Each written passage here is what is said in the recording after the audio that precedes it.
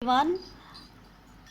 So in continuation with the previous lecture where we discussed about colligative properties, that is relative lowering of vapor pressure and osmotic pressure, third colligative property is elevation in boiling point. So first of all we should know what is boiling point. Boiling point is the temperature at which vapor pressure of any liquid, solvent or solution becomes equal to atmospheric pressure. So first we will compare solvent and solution. This solution, it has non-volatile solute. Solution में solute कौन सा present है? Non-volatile. So solvent का vapour pressure हमेशा ज़्यादा होगा as compared to solution having non volatile solute, because non volatile solute does not evaporates, it will not pass into vapour phase. तो जिसका वेपर प्रेशर ज़्यादा होगा उसकी boiling point will be less.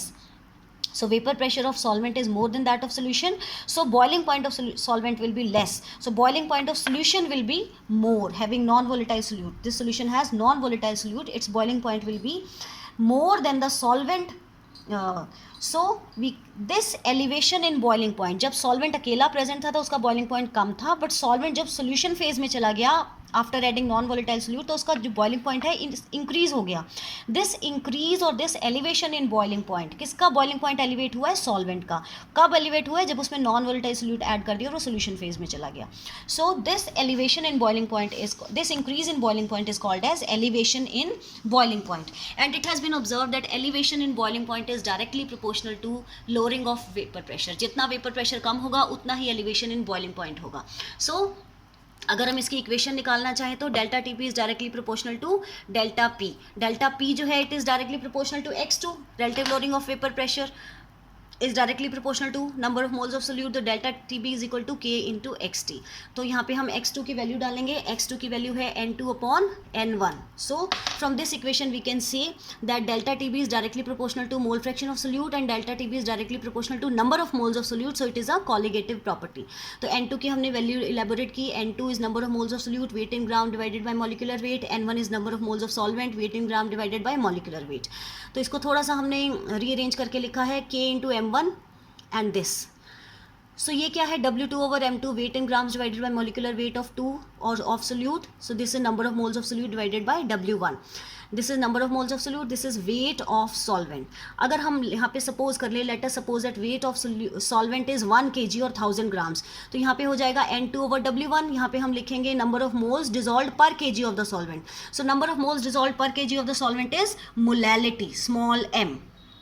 So our equation will become delta TB is equal to K into M1 into M. So ये भी constant है, ये भी constant है. It will become one constant, that is Kb. Here Kb is called as elupiscopic constant और molar elevation constant. यहाँ पे अगर हम M को 1 सपोज कर ले, let us suppose value of molality of the solution is 1. So delta TB is equal to Kb. यहाँ से हम Kb को डिफाइन करेंगे. It is defined as elevation in boiling point when molarity of the solution is taken as unity. अगर हम इसका graph draw करना चाहें, so this is vapour pressure axis and this is temperature axis. तो solvent का vapour pressure हमेशा ज़्यादा होता है, इसका ग्राफ ऊपर आएगा. सोल्यूशन का वेपर प्रेशर हमेशा कम होता है, this solution has non volatile solute, तो इसका ग्राफ ऐसे आएगा. So at a particular vapour pressure अगर हम सॉल्वेंट का बॉइलिंग पॉइंट और सोल्यूशन का देखें तो सॉल्वेंट का बॉइलिंग पॉइंट यहाँ आएगा, सोल्यूशन का बॉइलिंग पॉइंट यहाँ आ जाएगा. सो दिस डिफरेंस, ये देखो सॉल्वेंट जब अकेला प्रेजेंट है उसका बॉइलिंग पॉइंट कम है, जब वो सोल्यूशन में चला गया उसका बॉइलिंग पॉइंट इंक्रीज हो गया. This difference is called as elevation in boiling point. So delta TB, this difference is called as delta TB and it is equal to TS minus T naught. TS minus T naught. So let us discuss one numerical. Dissolution of 10 grams of non-volatile substance in 100 grams of benzene raises the boiling point by 1 degree Celsius. Raises the boiling point. यहाँ पे boiling point को raise कर दिया है. Elevation in boiling point दिया हुआ है. Calculate the molecular mass of solute. Kb की वैल्यू हमेशा दी हुई होती है न्यूमेरिकल में. So mass of the solute हमें दिया हुआ है 10 grams, mass of benzene that is solvent हमें दिया हुआ है 100 grams.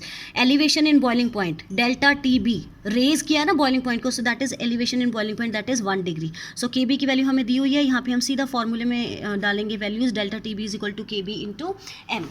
Next colligative property is depression in freezing point. So what is freezing point? Temperature at which vapor pressure of any solid phase becomes vapor pressure equal to the vapor pressure of liquid phase. Also it is observed that vapor pressure is directly proportional to freezing point. तो अगर हम compare करें, एक हमारे पास solvent है, एक solution है having non volatile solute. Solvent का vapour pressure is always more than solution having non volatile solute. तो freezing point of solvent will always be more than that of solution. So freezing point of solution is always less than that of solvent. So this decrease in freezing point किसका? Of solvent when it enters the solution phase on adding non-volatile solute. This decrease in freezing point is called as depression in freezing point. So अगर हम इसका graph बनाएं, this is vapour pressure axis and this is temperature axis. ये solvent है, हमने liquid solution solvent लिया, उसको cool करना शुरू किया, इस पॉइंट पे आके it solidifies, so this is the solid solvent. हमने सोल्यूशन लिया, उसको कूल करना शुरू किया, इस पॉइंट पे आके it solidifies, so this is freezing point of the solution.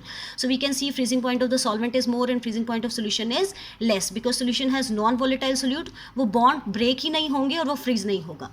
So this difference is called as depression in freezing point. So delta T F is equal to T not minus T S. और अगर हम इसकी equation निकालें, equation बिल्कुल same pattern पे जाएगी. Delta T F is directly proportional to X two से. So we will get the equation delta T F is equal to K F into M. K F is called as cryoscopic constant और molar depression constant.